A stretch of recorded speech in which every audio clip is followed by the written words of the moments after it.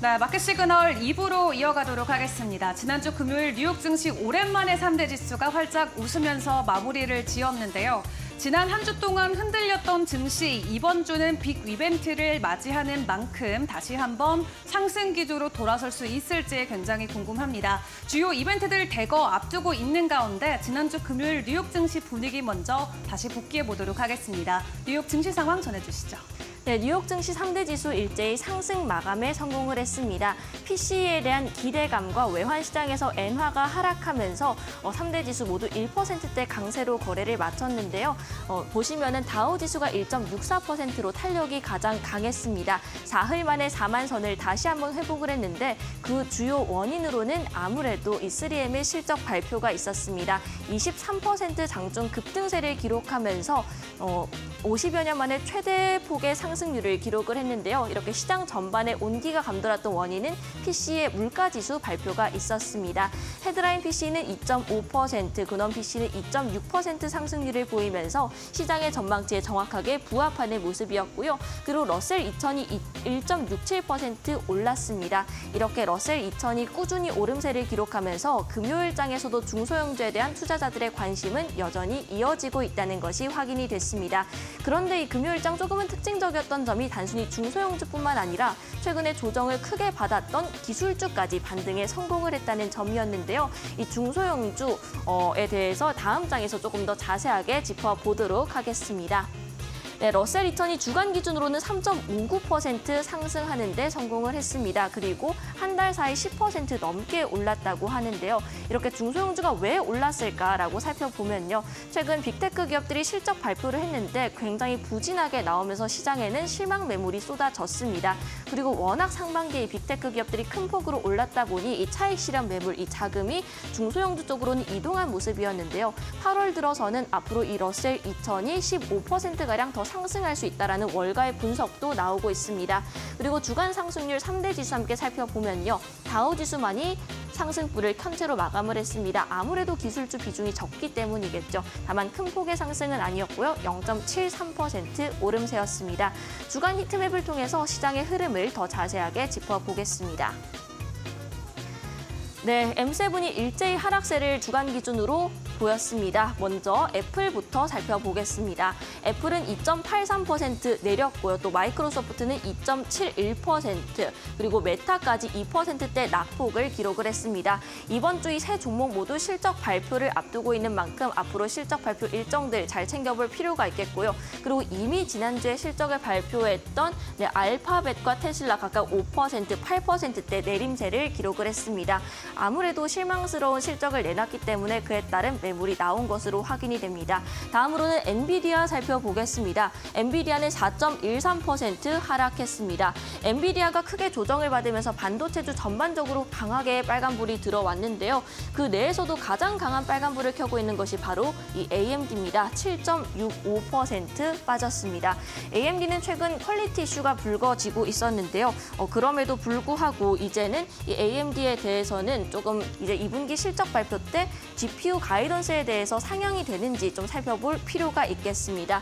다음으로는 아마존 알아보겠습니다. 아마존은 0.34% M7 내에서 주간 기준으로 가장 선방을 했습니다. 그 원인으로는 실적에 대한 기대감 때문이겠죠. 이커머스와 또 클라우드 부문의 고성장 기대감이 나와 있는 종목이기도 하고요. 또 주주 환원에 대한 기대감도 유효합니다. 그리고 테슬라의 경우에는 앞서 말씀드렸다시피 큰 폭으로 내렸지만 목요일에 반등에 성공을 했고요. 금요일장에서도 보합권 수준을 유지했기 때문에 시장에서는 단기 바닥에 대한 이야기가 점점 나오고 있습니다. 그리고 헬스케어 섹터 내에서는 일라이릴리가 6%가량 내렸습니다. 로슈와 그 바이킹 테라퓨틱스 등 후발주자 비만 치료제 테마 내에서 후발주자인 종목들이 임상 데이터가 좋게 나오면서 이제 이 독주 체제가 흔들릴 수 있다는 전망이 나왔고요. 또 덱스컴의 경우에는 의료기기 관련된 종목이죠. 금요일장 40% 급락세가 연출이 됐습니다. 네, 이렇게 히트맵까지 함께 살펴봤는데요. 이어서 금요일장 애널리스트들이 어떤 종목들을 눈여겨봤을지 함께 알아보겠습니다. 네, 첫 번째로는 도이치뱅크에서 사우스웨스턴 에어라인에 대한 투자 의견을 내놨습니다. 매수에서 보유로 하향 조정을 했는데요. 수익화 향상까지는 시간이 필요하다라는 의견을 내놨습니다. 네, 아무래도 이 사우스웨스트 에어라인이 탑승객 수가 증가하면서 매출 자체는 최고치를 기록을 했습니다만 비용이 증가하는 문제도 있고요. 수익화 모델에 대한 우려감이 있습니다. 이에 따라 이번에 여러 가지 사업 변화도 예고를 했지만 이 부분에 대해서는 조금은 시간이 걸릴 수 있다라는 것이 바로 이 도이치뱅크의 의견이고요. 목표 주가 역시나 32달러에서 29달러로 하향 조정했습니다. 그리고 WW 인터내셔널은 모건 스탠리가 비중 확대해서 동일 비중으로 투자 의견을 변경했습니다. 아무래도 회사의 유동성에 대한 이슈도 나와 있고요. 그 외에도 오젠픽이나 마운자로 같은 비만 치료제의 급부상도 회사에 악영향을 끼친 것으로 풀이가 됩니다. 그리고 퍼스트솔라는 현재 2분기 실적을 앞두고 있는데 구겐하임에서 매수 의견 그대로 유지를 했고 저평가 구간이다, 매력적인 구간이다라는 의견을 유지를 했습니다. 이어서 이미 실적 발표를 한 기업들에 대해서 애널리스트들이 어떻게 생각하는지 바로 알아보겠습니다. 네, 화면 바로 넘겨주시죠. 네, AT&T에 대해서는 오펜하이머가 탑픽으로 제시를 했고요. GE 버노바에 대해서는 2분기 실적 호조에 전력 수요가 견고하다라고 RBC 캐피털이 제시를 했습니다. 이에 따라 목표 주가를 180에서 192달러로 상향 조정을 했고요. 그뿐만이 아니라 이 GE 버노바 최근에 사고 관련된 이야기가 있었는데 이 부분에 대한 비용 증가 이슈는 충분히 감당할 만한 이야기다라는 분석도 잡았습니다. 그리고 라스베거스 샌즈는 2분기 부진한 실적이 나와 있는데요. 시설 비용 처리 등의 문제가 나와 있습니다. 그럼에도 불구하고 내년도 전망은 낙관적이다라고 맥쿼리가 제시를 했고요. 그리고 목표 주가는 58달러에서 56달러로 소폭 하향 조정했습니다. 이렇게 애널리스트 콜까지 모두 살펴봤는데요. 이어서 오늘 주목해볼 만한 이슈도 알아보겠습니다. 네, 오늘 주목해볼 만한 이슈는 일본은행과 관련해서 준비를 했습니다. 일본은행 금리 올리나라는 이야기인데 이번 주 수요일이죠. 31일에 BOJ 금융정책결정회의가 예정이 되어 있습니다. 지난 3월에 이미 마이너스 0.1%였던 기준금리를 0%에서 0.1%로 올려잡으면서 마이너스 금리를 사실상 종료를 했죠. 그런데 이번엔 15bp 정도 인상이 유력한 상황이라고 합니다. 그 원인으로는 자민당의 모테키 시미스 간사장이 단계적 금리 인상을 검토한다고 언급을 하면서 엔화 약세에 대한 부정적인 입장을 밝혔기 때문이고요. 또 니케이 신문이 일부 위원들이 금리 인상을 지지할 것이다. 그리고 0.25% 정도 높이는 방안이 유력해 보인다라는 것이 보도가 됐습니다. 그런데 이제 7월 CPI가 예상치를 하회하면서 금리 인상이 아니라 동결에 대한 가능성도 함께 제기가 되고 있습니다. 그리고 결국 현재 시장에서는 금리 인상 확률을 45% 정도로 베팅을 하고 있는 상황인데요. 금리 인상 시에서는 엔화 강세로 인해서 엔캐리 트레이드가 추가로 천상될 가능성이 있습니다. 사실 이번 주에 미국 증시가 큰 폭으로 내린 데에는 아무래도 기술주의 조정도 있었지만 이 엔화 강세로 엔캐리 트레이드가 청산되면서 더욱 증폭된 것이기 때문에 이 BOJ 관련된 이슈가 미국 증시에도 영향을 끼칠 수가 있습니다. 주목해 보셔야겠고요. 이번 주에는 이 BOJ 회의 말고도 기업들의 실적 발표도 예정되어 있습니다. 이어서 바로 살펴보겠습니다. 네, 부진한 빅테크 실적 이번에는 분위기 반전에 성공할지 좀 눈여겨보시면 좋겠습니다. 지난주에 알파벳과 테슬라의 실적 발표로 인해서 기술주들이 큰 폭으로 조정을 받았습니다. 이번 주에도 이 실적 시험대 위에 올라서 있는데요. 고평가 논란으로 추가적인 조정이 나올지 혹은 분위기 반전에 성공할지 중요한 갈림길이 되겠습니다. 이번 주에 발표하는 기업들을 총 시가총액을 합쳐보니까요. 총 40%를 넘었다고 합니다. 그런 만큼 실적 시즌에 있어서는 굉장히 중요한 한 주가 되겠다라고 정리를 해볼 수가 있었고요. 그리고 M7 중에서는 이제 AI 관련돼서 어떻게 실적에서 좀 가시화될 것인지 투자자들의 질문에 대해서 분명한 답을 내놓을 시점입니다. 네, 조금 날짜별로 살펴보면요. 화요일에는 마이크로소프트, AMD, 그리고 7월 31일 수요일에는 메타 플랫폼스, 퀄컴, 8월 1일 목요일에는 아마존, 인텔, 애플, 그리고 8월 2일 금요일에는 엑슨모빌이 실적 발표를 앞두고 있습니다. 네, 이렇게 실적 발표 일정까지 저와 함께 살펴봤는데요. 이어서 국내 증시에서는 어떤 이슈들을 살펴보면 좋을지 바로 살펴보시죠.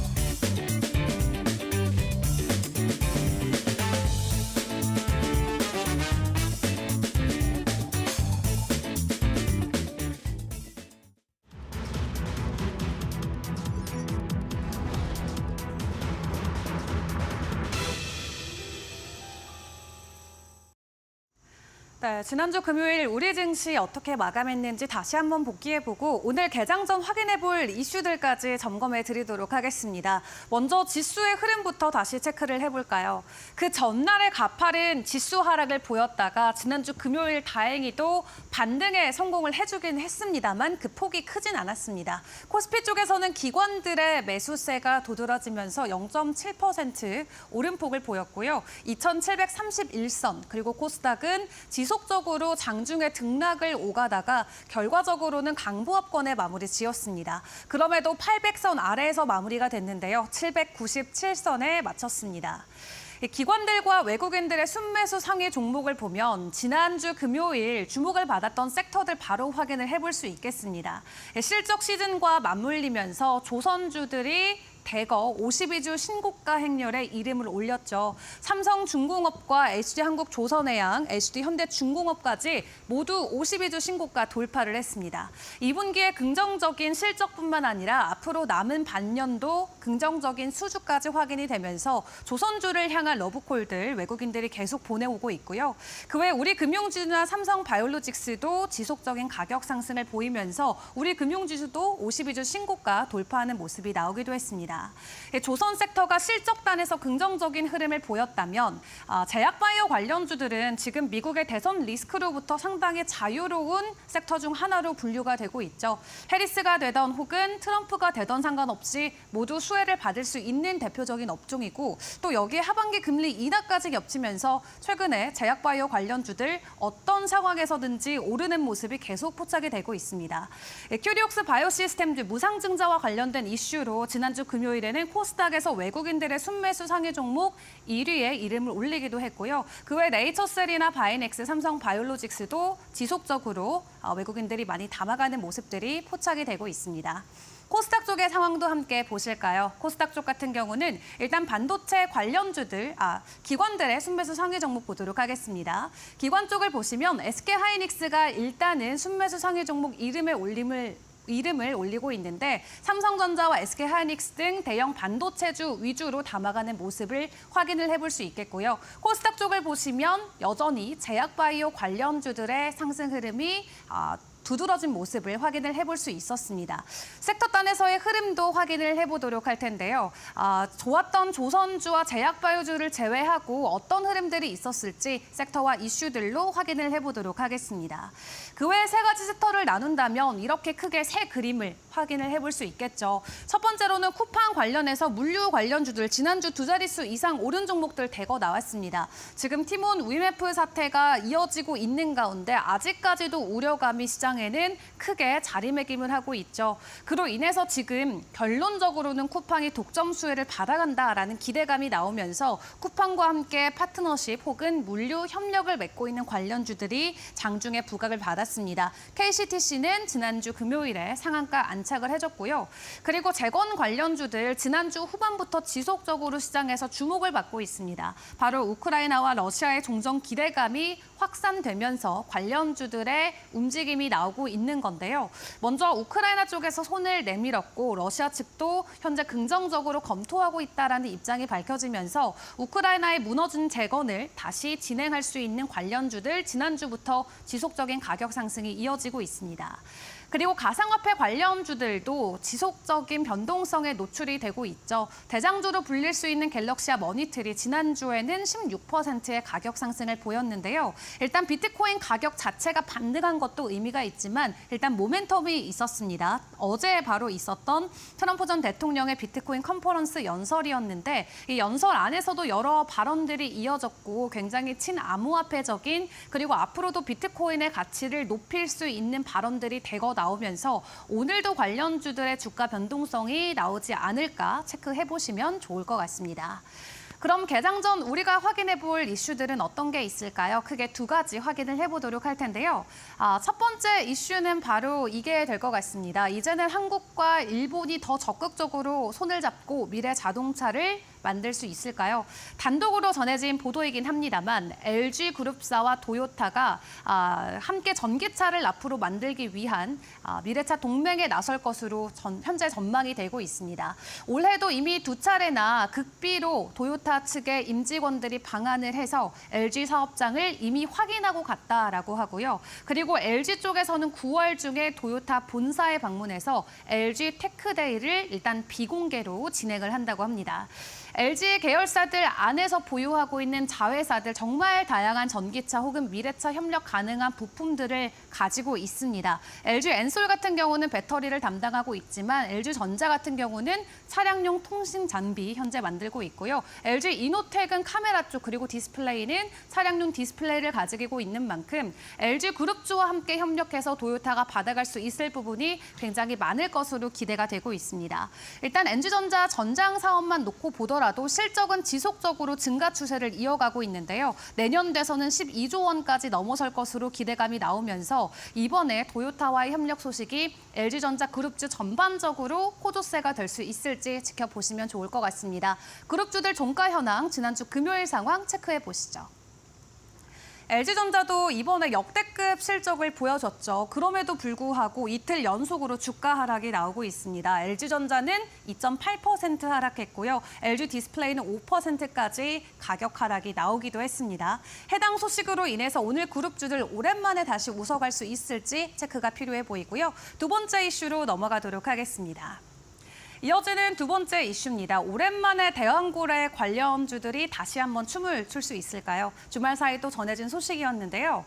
글로벌 메이저 석유 기업들이 현재 대왕고래 프로젝트에 투자하기 위해서 검토를 진행하고 있다고 합니다. 여러분들이 잘 아시는 아람코 같은 경우는 사우디아라비아의 국영 기업이죠. 국내 S오일의 최대 주주로도 알려져 있고요. 그리고 에니, 이탈리아의 국영 기업 같은 경우도 현재 대왕고래에 투자하기 위해서 적극적으로 검토하고 있다고 합니다. 이렇게 해외 기업들이 국내 프로젝트에 투자하는 검토안을 놓고 산자부 같은 경우는 이번 유치가 이어진다면 우리 측면에서는 비용을 절감할 수 있고 또 우리가 부족한 기술력도 보강할 수 있을 거기 때문에 긍정적인 효과가 기대된다라고 이야기하고 있는데요.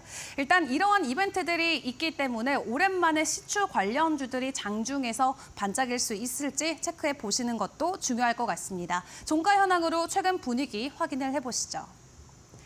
네, 지난주 금요일에는 흥구석유를 제외하고 나머지 관련주들 나름 오름폭을 보여주기도 했는데요. 주말 사이 나왔던 단독 이슈, 오늘 장중에 그대로 시세 반영이 될 수 있을지 체크해보시면 좋을 것 같습니다. 이번 한 주 굉장히 바쁜 한 주입니다. 함께 달려가 보도록 할 텐데요. 계속 이데일리 TV와 함께 하시면서 개장까지 챙겨보시길 바라겠습니다.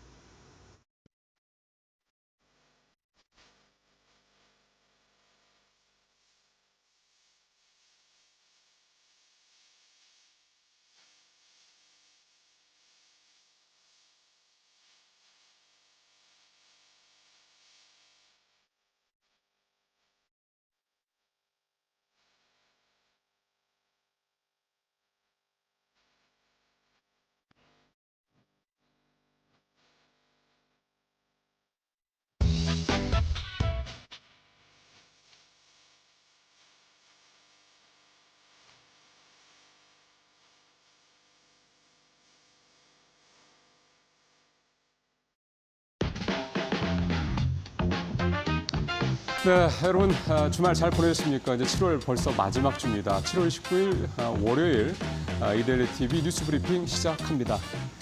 자, 이번 주 주간 증시 전망부터 좀 전체적으로 탑다운 방식으로 좀 보겠습니다. 불확실성이 산재해서 빅테크 실적 발표에 쏠렸다 이렇게 볼 수 있는데요. 사실은 빅테크 실적 발표는 굉장히 중요한 호재로서 굉장히 무게가 실린 호재로서 사실 실적 발표에 있기 전에는 마음을 갖고 있었는데 지난주부터 시작된 빅테크 실적 나오는데 실적 자체는 되게 괜찮은데 문제는 3분기 이후에 이제 포워드 가이던스라고 그러죠. 이 실적 전망에 대한 이 컨퍼런스 콜 과정에서 이제 시장의 의구심들이 커지고 있다라는 거. 그렇기 때문에 좀 시장에서는 계속해서 좀 불확실성이 좀 커지고 있는 그런 모습인데요. 그래도 지난주 금요일 날, 우리 시간으로 이제 토요일 날 마감된 뉴욕 시장은 플러스로 적어도 1% 정도씩 오르면서 마감이 그나마 됐습니다. 만약에 지난주 토요일까지 하락하면서 마감이 됐다면 지난주 한 주 내내 정말 굉장히 좀 참혹한 그런 어떤 시장 분위기가 될 뻔했는데 일단은 지난주 토요일 날 반등을 하면서 마감이 됐기 때문에 이번 주 월요일 오늘 시작하는 우리 투자자분들께서도 마음이 그래도 아주 무겁지는 않을 것 같습니다만 그래도 긴장을 늦추지는 못할 그런 한 주가 될 것 같습니다. 일단 이번 주에 발표되는 주요 빅테크들을 보면 현재 시간 31일 마이크로소프트, 그 다음 날 31일 메타, 또 그 다음 날 8월 1일은 애플, 아마존, 인텔이 이렇게 줄줄이 대기하고 있습니다. 그러니까 현재 시간 30일이면 우리 시간으로 이제 수요일 정도 되는 거죠. 수요일부터는 계속해서 금요일, 토요일까지 빅테크들의 실적이 계속해서 나오고 그거에 대한 또 이런 향후 전망이나 이 컨퍼런스 콜에서 나오는 얘기들이 또 시장을 출렁거리게 하는 여러 가지 또 이유들이 될 수밖에 없을 것 같다 예상이 됩니다. 그리고 또 주요 이제 매크로 지표는 이번 주 FOMC 있죠. 굉장히 어쨌든 여러 가지로 큰 관심이 몰릴 수밖에 없는데요. 이번 FOMC에서 중요한 거는 사실 금리 인하 쪽보다는 결국 이제 파월 의장이 기자회견에서 얘기하는 내용들 이게 굉장히 중요하겠죠. 어떤 내용들을 얘기를 할지 무엇보다 중요한 거는 우리 9월달에 시장에서 예상하는 대로 금리를 인하할 것 같아. 뭐 예를 들어서 뭐 이렇게까지 명시적으로 얘기는 하지는 않겠지만 금리 인하 가능성에 대한 좀 더 확실한 시그널을 줄 수 있다면 시장에서는 요즘 같은 이런 좀 무거운 시장 상황을 좀 뚫고 올라갈 수 있는 계기도 될 수 있지 않을까 생각이 됩니다. 31일 날 7월 ADP 고용 지수도 있고 유로존 CPI도 있고 아무래도 유로존 CPI는 유럽 연합이 그러니까 ECB가 금리를 추가로 내리느냐 부분에 대해서 아마 어떤 또 시그널을 줄 수 있을 것 같고요. 또 일본 통화정책회의도 있고요. 그다음에 8월 1일 날에는 ISM 제조업 지수 이것도 좀 예상이 돼 있습니다. 자, 이제 두 번째 얘기로 좀 가보도록 하겠습니다. 사실은 제가 앞에서 일본은행 통화정책회의 얘기를 그냥 지나만 갔는데요. 제가 봤을 때는 개인적으로 이 일본은행이 이번 주 통화정책회의에서 어떤 결론을 내느냐가 이번 주 글로벌 금융시장 또는 다음 주 이후에 글로벌 금융시장에 미칠 여파가 굉장히 크지 않겠냐 그렇게 일단 예상을 해봅니다. 왜 그러냐면 지난주에 그 엔화 가격이 명확하게 좀 강세로 돌아서는 모습도 뚜렷해졌습니다. 지난 7월 3일이었죠. 7월 초에 엔화 가격이 달러엔이죠. 엔달러 가격이 162엔대 장중에 올라섰거든요. 종가는 161엔대로 마감이 되고.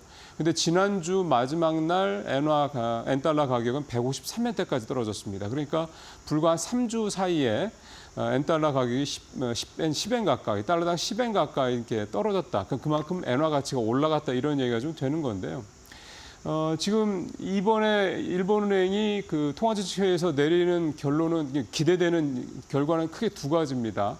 일단 금리 인상 가능성이 아주 높다고 볼 수는 없는데 일단 전혀 배제할 수 없기 때문에 말씀을 드리는 거고 또 하나는 현재 지금 매달 6억엔 정도 장기 국채를 사들이고 있는데 이 장기 국채에 이 사들이는 금액을 줄일 수 있다라는 부분, 절반 이하로 줄일 수 있다라는 그런 얘기가 좀 나오고 있습니다. 결국은 시장에서 장기 국채를 덜 사들이는 것뿐만이 아니라 그다음에 금리를 인상하는 건 모두 다 결국 긴축 쪽으로 간다 이런 얘기가 되는 거죠. 시장 유동성을 그만큼 정부 통화당국에서 빨아들인다는 얘기가 좀 되는 거니까 결국 이게 되면 엔화의 강세는 더 강화될 수밖에 없고요. 지난주 글로벌 시장에서 가장 큰 이슈였던 게 바로 엔화 강세로 전환하는 데 따른 엔캐리 투자 자금의 이제 이 문제였습니다. 소위 말하는 이제 엔화가 약세일 때 레버리징을 해서 차입으로 이제 투자를 하는 그런 식의 투자 방식이 좀 사실은 최근에 계속 보편화됐던 건데 오랫동안. 근데 이게 만약에 엔화가 강세로 확 돌아서게 되면 이제 디레버리징 그러니까 차입 투자를 할 수가 없다. 이제 반대로 간다 이런 얘기가 좀 되는 거죠. 지난주에 후반부에 그 미국 쪽에서 나왔던 얘기 중에 하나가 엔쇼트 스퀴즈라는 표현이 좀 어려운 표현이 나왔는데 이게 별게 아니고요. 엔화 약세에 베팅했던 공매도 투자자들이 엔화가 강세로 돌아서니까 손실을 줄이려면 사야죠. 내가 팔려고 했던 그 상품을 사야 되니까 결국 그게 엔화다 보니까 엔화를 다시 공매도 투자자들이 사고 있다는 얘기입니다. 그렇게 되면 엔화가 강세로 갈 수밖에 없는 거죠. 수요가 늘어나니까. 결국 이렇게 된다 그러면 엔화 강세 흐름이 이번 주 들어서 더 강해질 수가 있는데 만약 여기에 일본 BOJ가 금리를 인상하거나 앞서 말씀드린 대로 장기 국채 매입 규모를 지금 얘기가 나오는 게 좀 절반 정도 줄인다는 얘기가 나오는데 그게 줄인다고 그러면 엔화 강세가 더 커질 수 있고 그렇게 되면 엔캐리 트레저 자금의 이탈이 더 강해질 수 있다. 엔캐리 트레저 자금이 그러면 많이 들어갔던 상품들이 비트코인이라든가 금이라든가 뭐 브라질, 그다음에 호주, 그다음에 이런 데 신흥국 화폐거들이거든요. 신흥국 자산들이거든요. 그러면 이쪽에 자산이 크게 흔들릴 수 있다. 또 미국의 기술주들이 최근 약세를 보이는 것도 결국은 엔캐리 트레저 자금의 이탈이 있다. 이런 분석도 나오고 있기 때문에 이번 주는 사실 엔화의 흐름 굉장히 주목하실 필요가 있을 것 같습니다. 엔화가 다시 이렇게 떨어진다고 그러면요. 당연히 일본에 투자하는 일학개미들한테는 큰 호재가 됩니다. 왜냐하면 우리가 다른 나라 자산에 투자를 할 때 그 다른 나라 자산에 다른 나라의 통화 가치가 올라가면 돈을 버는 건데 통화 가치가 떨어지면 이제 돈을 잃게 되는 거거든요. 예를 들어서 2018년도에 브라질 국채 투자했다가 크게 손해 봤을 때 당시에는 브라질 국채 브라질 헤어라 가치가 굉장히 떨어졌습니다. 그래서 당연히 환차손이 크게 입어서 실제로 수익률은 높게 나왔는데 나중에 정산하고 나니까 남는 게 없었다. 그게 이제 브라질 국채 사태의 이유였는데 마찬가지로 엔화 가치가 올라가게 되면 일본에 투자하는 투자자들은 수익률을 더 높일 수가 있게 되는데 실제로 엔화 가치가 지난주부터 최근 들어 좀 반등을 하다 보니까 일본 주식에 투자하는 이 금액들이 좀 늘고 있습니다. 6월 달에 4억 6,900만 달러까지 줄어들었던 게 지금 7월 달, 이번 달 들어서는 7억 1천만 달러까지 거의 뭐 2배까지는 아닌데 한 60-70% 이상 갑자기 크게 늘어나는 모습을 보였거든요. 결국은 엔화 가치를 굉장히 예민하게 바라보고 계시던 투자자분들이 일본 증시에 투자하는 규모를 좀 늘리고 있다 이런 얘기가 되는 건데요. 그러다 보니까 이제 도요타, 닌텐도, 도쿄 일렉트론 같은 일본의 대형 우량주들에 대한 투자가 이번 달 들어서 계속해서 꾸준히 일어나고 있고 저도 한번 말씀드린 것 같은데 엔화로 미국의 장기 국채에 투자하는 ETF 상품이 있습니다. 이게 이제 사실은 엔화가 가치가 올라가면서 한 번 먹고 그다음에 장기채가 이제 금리가 이제 이 상품이 올라가면서 거기서 또 한 번 먹고 그래서 두 번의 수익을 낼 수 있다. 이래 가지고 이 상품이 되게 잘 팔렸었는데 올해 내내 좀 두 자릿수 하락률로 고전을 하고 있다가요. 7월 달에도 3% 정도 수익을 플러스로 내고 있다 그럽니다. 결국은 엔화 가치가 계속 강세로 간다고 그러면 일본 시장에 대한 투자 늘어날 수 있긴 한데 참고로 말씀드리면 최근 8일 동안 니케이 225 지수는 계속해서 하락을 했습니다. 엔화가 갑작스럽게 강세로 전환하게 되면 결국 앞서 말씀드린 도요타라든가 도쿄 일렉트론이라든가 이런 일본의 대형 수출주들의 수익성이 떨어질 것이라는 우려 때문에 좀 그렇게 볼 수가 있는 건데요. 전체적으로 어쨌든 엔화 강세에 따른 어떤 그런 부분들, 일본 자산 투자에 대한 부분들은 일단 기본적으로는 환차손에 대한 우려는 없어진다. 이 부분은 충분히 좀 감안을 하실 필요가 있을 것 같습니다. 자, 마지막으로 새내기주 모두가 올해 IPO주죠. 희망밴드 상단에 공모가가 형성이 됐다. 개인 투자들 청약도 포함해야 된다. 이제 이런 주제의 이제 제목의 기사가 올라와 있는데 표를 하나 좀 보시면서 좀 말씀드려야 될 것 같습니다. 올해 신규 IPO 종목들 주가 추이인데요. 우진엔텍, 현대임스 등 이렇게 그다음에 H현대, 마린솔루션 같이 이렇게 공모가 대비 훨씬 더 높은 가격에 주가가 거래되는 종목들도 있지만 사실은 올해 상장된 종목의 68% 거의 3분의 2는 밑에 보시는 것처럼 이노스페이스 밑으로 좀 보셔야 되죠. 공모가 대비해서 뭐 40%대 심지어 60% 가까이 주가가 떨어진 상태에서 거래가 좀 되고 있습니다.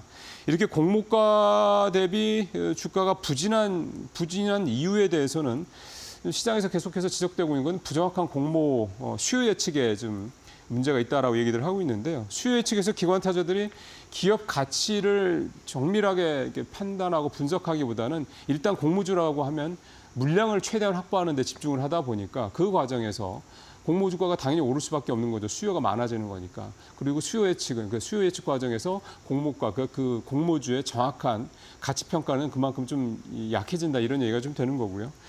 이렇게 된 이유는 기관 투자자들이 의무 확약 보유 비율이 없다고 그럽니다. 그러니까 어느 정도 묶어두는 그런 그 보호 예수 이 시간이 없다 보니까 일단 상장시켜 놓고 난 다음에 다 물량을 밖에 쏟아내는 거죠. 이 과정에서는 주가는 떨어지게 되고 초기에 투자했던 개인 투자들은 큰 손해를 보는 이런 상황이 계속해서 좀 반복이 되고 이런 악순환 고리가 만들어지고 있는 건데요. 그래서 공모가를 결정할 때 기관 투자가 이런 수요 예측에서 더해서 개인 투자들의 청약까지 포함을 해서 공모가 산정을 더 좀 명확하게 해야 된다 이런 얘기를 좀 하고 있는 겁니다. 이 공모가 문제, 계속 작년 이후에 계속해서 좀 얘기가 되고 있는 건데요. 정확하게 가치가 산정되지 않은 상태에서 시장에 들어오게 되면 당연히 가장 큰 피해를 보는 게 투자자들입니다. 그것도 개인 투자자들 빌수록 많기 때문에요. 하여튼 이런 부분들에 대해서는 좀 빨리 어떤 제도가 좀 완비가 돼서 투자자들이 이런 식의 제도적인 문제 때문에 손해를 보는 일은 좀 줄여야 될 것 같습니다. 오늘 뉴스브리핑 마치겠습니다.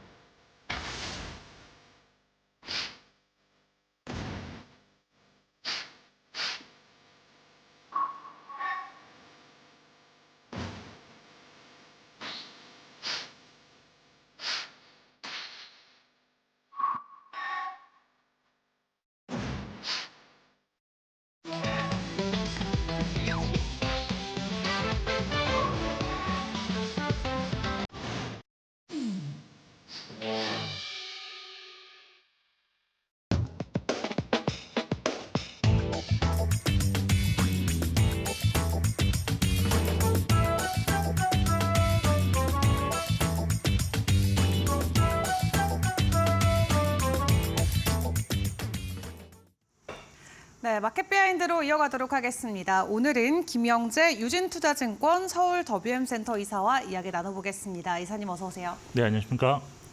네, 지난 한 주 우리뿐만 아니라 미국 시장도 그러했고요. 쉽지 않았던 한 주였습니다. 다만 이번 주에 정말 빅 위크를 맞이하고 있는 만큼 불확실성이 어느 정도 해소가 될 수 있을지 궁금한데 지난주에 나왔던 조정이 기회였을까요? 네, 일단 제가 보기에는 기회일 수도 있고 아니면 좀 더 추가적인 조정 가능성도 아직은 확신할 수 없는 상황이다라고 보이는데 단기적으로 낙폭이 가대했던 만큼 트레이딩 관점에서 접근은 유효하지 않았을까 하는 그런 생각을 좀 하고 있습니다. 네. 사실 미국 시장 하락에서 시작된 지금 단기적인 하락이 저는 아직도 지속되고 있다고 보는데 최근 2주간 기술주의제 나스닥 같은 경우는 5.7% 하락했고 코스피가 4.4% 하락, 그리고 코스닥은 6.2% 하락을 기록 중에 있습니다. 하락 원인은 트럼프 후보 당선 확률이 높아지면서 트럼프 후보 정책에 좀 반하는 그런 업종들의 하락세가 좀 이어졌고요. 또 미국의 빅테크 실적 발표 이후 AI 관련해서 거대한 투자 금액 대비해서 미래 수익을 창출할 수 있을까에 대한 투자자들의 우려감이 좀 대두되었다는 점이 표면적인 이유였다라고 보고 있는데 저는 개인적으로 하락을 유발하는 여러 가지 원인들 중에서 좀 더 설득력을 보유하고 있는 재료는 같은 기간 N달러 환율이 161엔에서 지난주 153엔으로 크게 하락하면서 엔화 강세가 나타나는 점에 좀 더 주목을 하셔야 된다라고 보고 있습니다. 엔화는 사실 트럼프 전 대통령이 낮은 엔화 가치에 대해서 좀 문제 제기를 하고 있고 또 그 일본 재무성이 엔화 추세 전환을 위해서 6조 원 규모의 지금 자금을 지금 투입하면서 가치 상승으로 좀 전환하고 있다라고 보고 있는데 특히 이번 주 개최되는 일본 중앙은행 회의에서 금리 상승을 결정할 것이라는 일부 전망 속에 어떤 낮은 금리의 엔화를 빌려서 해외 외국 자산에 투자하는 엔캐리 트레이드 이런 것이 좀 청산이 되면서 빅테크에 들어갔던 자금 역시 매도세가 좀 나왔을 가능성이 있다라고 보고 있습니다. 관련해서 이제 오는 31일 날 일본 중앙은행이 일단 금리 동결을 할 것으로는 전망이 아직까지는 우세한데 그렇지만 7월 인상도 배제하지 못하기 때문에 일단 엔화 강세는 7월 말까지는 불확실성에 의해서 추가적인 상승이 가능하겠지만 그 이후에는 좀 소강 국면에 들어갈 수 있다라고 보고 있어서 빅테크 급락은 어느 정도 마무리 국면이 아닐까라고 개인적으로 생각을 하고 있습니다. 그리고 현재 진행 중인 2분기 실적 시즌의 국내 기업들의 실적이 컨센서스를 대부분 상회하는 양호한 실적을 좀 기록하고 있는데 아무래도 이 수출이 지금 성장률이 지속적으로 나오고 있는 가운데 2분기는 특히나 환율이 상당히 우호적으로 수출주에 작용했던 점에서 이런 점을 본다면 결국 수출주 위주 실적이 잘 나오는 구간의 지분도 계속 나온다면 앞으로의 지수는 반등 가능성이 있지 않을까. 그리고 코스닥 같은 경우가 2주간 좀 신용 잔고가 지금 3,700억 정도 감소를 했는데 반대 매매 물량이 좀 빠르게 좀 소화되고 있다는 점, 그리고 지금 사실 양원 실적 발표에도 지수는 하락했기 때문에 현재 코스피가 이제 12개월 선행 실적 기준 PER이 9.5배 정도 되는데 밴드 하단 근처에 놓여 있다는 점에서 시장 지수는 추가적인 하락보다는 이번 주는 좀 반등 가능성이 좀 더 높지 않겠나라고 판단을 하고 있습니다. 네, 일단은 실적 위주로 다시 한번 반등이 이어질 수 있을 것 같다 예상을 해주셨는데 그렇다면 현재 실적 시장과 맞물린 지금 우리는 어떤 업종 위주로 투자를 해야 될지도 궁금합니다. 이사님께서 지켜보시는 업종 있을까요?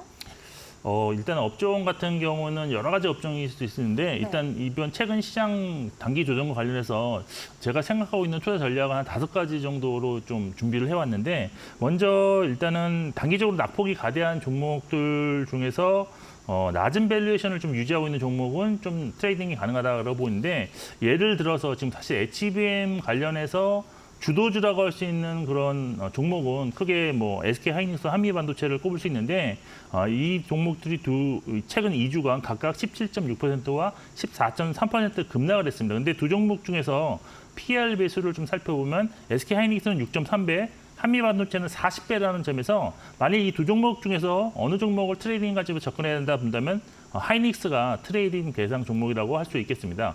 그리고 단기 반등이 나올 경우에는 사실 장기 상승한 종목 중에서는 절대적인 밸류에이션이 높은 종목들 위주로 좀 비중을 조금 축소하실 필요가 있다고 보고 있는데 올해 하반기 시장이 그동안 주도했던 업종이었던 반도체가 좀 주춤하면서 수급이 좀 상대적으로 비워져 있는 쪽으로 지금 업종의 수익률이 양호하게 진행되고 있다고 보고 있는데 최근 화장품 조선주의 상승도 실적이 갑자기 이들 업종의 실적이 좋아지는 것이 아니라 작년부터 좋아진 실적을 바탕으로 주가가 움직이고 있었는데 근데 이제 저평가 상태에 있던 것이 제 밸류를 지금 받고 있다라는 점을 좀 주목하실 필요가 있습니다. 따라서 이번 반등이 나온다면 AI 고성장을 바탕으로 장기간 상승한 종목 중 고평가 우려감이 있는 종목은 비중 축소를 하시는 게 좋다라고 말씀드리고 싶고 그리고 두 번째로 전략 중에서는 미국 대선 결과에 관계없이 영향을 크지 받지 않는 업종에 대한 관심을 높이실 필요가 있는데 대표적으로 헬스케어랑 건설기기 업종이 이에 해당한다고 할 수 있겠습니다. 그리고 세 번째는 양원 실적이 기대되면서 밸류에이션 저평가가 된 PBR 업종에 대한 비중 확대가 유효하다고 하고 있는데 대표적으로 최근에 좋은 움직임을 보이는 금융업종, 그리고 운송업종, 소비자업종도 이에 해당하다고 보고 있습니다. 그리고 네 번째 전략으로는 계절적 성수기에 진입하는 종목에 대해서도 관심이 필요하다고 있는데 대표적으로 항공업종 그리고 음식료 내에서 연말에 좀 주류 판매가 늘어나면서 주가 상승 경험이 과거에 많았던 롯데칠성에 대해서도 좀 관심을 보일 필요가 있다. 그리고 마지막으로 엔화의 점진적 강세로 인해서 일본 현지 매출 비중이 높은 업종이라든지 또 일본과 경쟁 관계에 있는 수출 업종에 대한 관심도 필요한데 대표적으로 엔터테인먼트 업종 그리고 자동차 업종을 꼽을 수 있습니다. 특히 엔터테인먼트 업종 내에서는 일본 매출 비중이 높은 순으로 관심이 좀 있을 것으로 보여서 하이브가 일단은 우선 관심 종목으로 선정이 가능하다라고 보고 있습니다. 네, 여러 업종들 먼저 훑어주셨습니다. 여러 가지 업종들 이야기가 나왔는데 그중에서도 운송주 말씀 주셨잖아요. 지금 주목해봐야 될 이유가 있을까요? 네, 일단 운송업종에 속해 있는 코스피의 운수창고 업종이 사실 5.3% 올해 하락을 했는데 시장 대비로 상당히 부진한 주가 흐름을 보였습니다. 근데 최근에 트렌드가 부진한 주가 흐름을 보였지만 하반기에 좀 상승하는 그런 트렌드로 변하는 업종들이 많이 나오고 있고 제가 그런 종목 업종들을 좀 소개해드리고 있는데 이래서 운송업종 내에서도 좀 차별화된 실적을 기록할 수 있는 종목들은 하반기에 주목하는 어떤 다크호스 종목으로 좀 관심을 가져야 된다라고 판단을 하고 있습니다. 운송은 크게 뭐 항공이라든지 해운, 그다음 육상 운송으로 나눌 수 있는데 먼저 항공업 업황 및 투자 포인트 말씀드리면 올해 사실 전반적으로 볼 때는 달러 강세가 나타나면서 어떤 여객 수요 회복이라든지 또한 달러 비용 상승이라든지 이런 것 때문에 부정적인 영향을 좀 많이 받은 업종이다라고 볼 수 있습니다. 따라서 작년 실적 대비 좀 실적에 대한 성장에 대한 기대가 높지 않아서 주가 역시 부진했다라고 볼 수 있는데 여기에 또 대한항공과 아시아나항공 합병과 관련해서 아직 최종 승인이 나지 않고 있기 때문에 실적 추정 관련한 불확실성이 좀 존재하고 있는 그런 업종이 됩니다. 특히 또 2분기가 계절적 비수기였기 때문에 실적 부진이 예상되는데 여기에 또 노선별로도 실적 편차가 좀 심하다는 점도 주가에는 긍정적이지 못했다라고 할 수 있습니다. 하지만 3분기는 일단 계절적 성수기에 진입하는 그런 시점이고 따라서 주가 회복에 대한 기대감이 높아질 수 있는 구간이다라고 볼 수 있고요. 또 현재 지표상으로 이 업종에서 확실하게 진행되고 있는 장거리 여객 수요 회복, 화물 부분 실적 호조에 근거해서 투자 대상을 좀 압축한다면 시장 대비 양호한 수익을 기록할 수 있을 것입니다. 해운 같은 경우는 사실 투자 대상으로 좀 편안한 선택지는 아니다라고 보고 있는데 일단 단기적으로는 미국 관세 인상 전에 좀 구매하려는 그런 수요와 또 이런 걸로 인해서 컨테이너 물동량이 증가하고 있습니다. 또 지정학적 리스크로 운임까지 상승해서 이런 수혜는 일단 실적의 3분기까지는 이어질 수 있다고 보고 있는데 하지만 3분기에 운임 피크 가능성이 있고요. 또 트럼프가 당선될 경우에는 우크라이나 종전 등 진영학적 리스크 감소에 따른 운임 하락도 염두에 두셔야 되는 그런 상황입니다. 그리고 이제 올해 말부터는 향후 3년 동안 컨테이너선 공급 증가도 이슈도 있기 때문에 전통적인 해운 업체보다는 어떤 자동차 수송선과 같은 특화된 해운 종목으로 좀 투자가 유리할 것으로 보고 있는데 변수는 향후에 이제 중국이 경기 부양 관련해서 어떤 철강 쪽에 대한 업종의 호조가 나타날 경우에는 반사이익도 기대할 수 있는 가능성은 있다라고 보시면 될 것입니다. 육상 운송은 사실 물류 비용 상승으로 계약 물류 부분의 어떤 신규 고객이 늘어나는 추세이고 또 중국 이커머스 직구 증가도 상당히 좀 긍정적입니다. 근데 최근에 이제 단기적으로는 티몬과 위메프스트에서 촉발된 이커머스 시장의 혼란으로 인해서 어떤 물류에서도 점유율에 대한 변동 가능성이 있기 때문에 이에 수혜받을 수 있는 종목에 관심이 필요하다고 보십니다. 결론적으로는 안정적인 수익을 창출할 수 있는 종목 중에서 밸류에이션 매력을 보유한 종목에 좀 선호를 높이실 필요가 있다라고 판단을 하고 있습니다. 네, 운송업종 자체가 지금 저평가돼 있지만 성수기에 진입하고 있는 만큼 계속 지켜보자 말씀을 해주셨고 그 안에서도 항공이나 해운, 유군 이렇게 세 가지 카테고리로 분류해 주셨는데요. 이 카테고리별로 저희가 확인해 볼 종목도 있을까요? 네, 일단 관심 종목으로 선정을 해볼 수 있는 종목은 일단 항공업종에서는 대한항공을 꼽을 수 있는데 사실 뭐 대한항공은 이 운송업종에서 상당히 오랜 기간 동안 탑픽으로 선정되고 있는 그런 종목입니다. 사실 현재 진행 중인 어떤 장거리 여객 회복의 최대 수혜를 볼 수 있는 종목이고요. 또 해운 운임이 급등함에 따라서 대체제라고 할 수 있는 항공 화물 쪽의 운임도 좀 상승하고 있어서 2분기에 화물 부분에서의 견조한 수익성 창출이 가능하다라고 볼 수가 있겠습니다. 뭐 아직까지 실적 추정의 불확실성을 제공 중인 아시아나 항공과의 그런 합병도 결국 4분기에는 결론이 날 것으로 일단 기대를 하고 있는데 관련해서 불확실성 제거가 되면서 수급이 좀 들어올 가능성이 있지 않겠나라고 판단하고 있습니다. 현재 주가가 지금 PBR 0.8배 그리고 PER 6.4배로 역사적 밸류에이션 하단 수준에 위치하고 있어서 좀 모아가는 대응이 좀 유효하지 않나라고 판단하고 있고요. 또 이제 LCC 저가항공 중에서는 티웨이 항공을 좀 관심 종목으로 설정 가능하다고 보고 있는데요. 티웨이 항공 같은 경우는 2분기 실적은 컨센서스를 크게 하회할 것으로 보는 그런 리포트가 나오고 있습니다. 적자 전환 가능성이 있다라고 보고 있는데 일단 실적을 좀 확인한 후에 좀 대응하시는 것이 일단 조금 더 좋아 보인다라고 말씀드리고 싶고요. 대한항공의 사실 아시아나 항공 인수 조건으로 유럽 노선에 대한 것을 포기를 하면서 이것을 티웨이 항공이 좀 가져왔는데 일단 현재는 신규 노선 세팅에 필요한 비용 증가로 좀 수익성이 좀 악화된 측면이 있지만 결국 시장 재편의 수혜를 기대할 수 있고 또 이 재무 구조가 안정적으로 알려져 있는 이대주주 쇼노 인터내셔널의 추가 지분 확대 가능성이 있기 때문에 이런 것은 좀 지켜봐야 되지만 장기적으로는 주가 업사이드가 가장 큰 종목이라고 할 수 있겠습니다. 해운 종목에서는 이제 현대글로비스를 좀 관심 종목으로 설정 가능하다고 보고 있는데요. 일단 현대글로비스의 경우에는 하반기에 이제 점진적인 선복 증가, 그러니까 어떤 스페이스를 늘린다는 얘기죠. 선복 증가로 수익성 높은 어떤 비계열사 비중이 좀 상승한다는 점에서 좀 매력이 있는 그런 종목이라고 할 수 있겠습니다. 그리고 이제 연말에 이제 현대차그룹과 장기 계약 갱신이 예정되어 있는데요. 최근 CEO 인베스터 데이에서 기업 가치 상승을 위한 많은 노력을 밝힌 것처럼 현대글로비스에 좀 유리한 조건으로 계약이 진행될 가능성이 있어서 내년 수익에 대한 기대가 높은 상황입니다.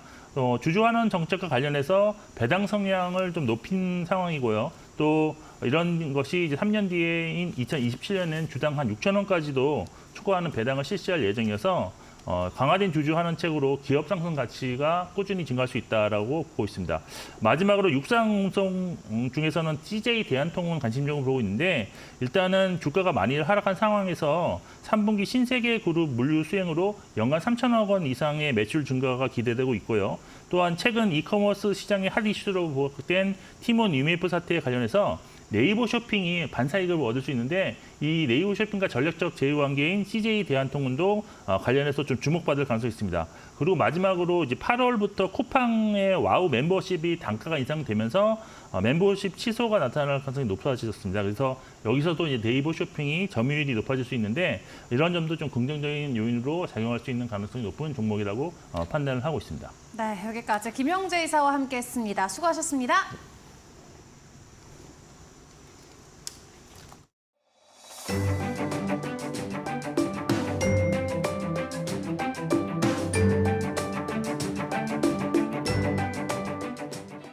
안녕하세요. K웨더 라이프스타일 예보 신지수입니다. 현재 중부지방의 하늘 대체로 흐린 가운데 경기 북동부와 강원 영서 북부를 중심으로 비가 내리는 곳이 있는데요. 오늘까지 이들 지역 최대 60mm 이상의 비가 오는 곳이 있겠고요. 저녁에 대부분 그치겠습니다. 그 밖에 경기 동부와 강원 영서를 중심으로는 오후에 소나기가 지나면서 5에서 30, 많은 곳은 50mm 이상의 강수가 예상됩니다. 전국적으로 폭염특보가 이어지고 있습니다. 당분간 전국 많은 지역에서 최고 체감온도가 35도 안팎을 보이겠는데요. 무더위에 지치지 않도록 건강 잘 챙기셔야겠습니다. 다음은 자세한 지역별 날씨입니다. 중부지방 아침 기온 서울 27도 안팎을 보이고 있고요. 한낮엔 서울 31도, 청주 34도까지 오르겠습니다. 동해안 지방 속초와 강릉이 아침부터 30도 안팎으로 시작하면서 한낮엔 33도에서 34도 선까지 오르겠습니다. 남부지방 낮 기온은 광주가 33도, 대구는 36도까지 치솟겠습니다. 바다의 물결은 서해상에서 최고 3.5m, 동해상은 약간 높게 일겠습니다. 내일도 중부를 중심으로 비나 소나기가 오는 곳이 있겠고요. 폭염의 기세도 좀처럼 꺾이지 않겠습니다. 날씨였습니다.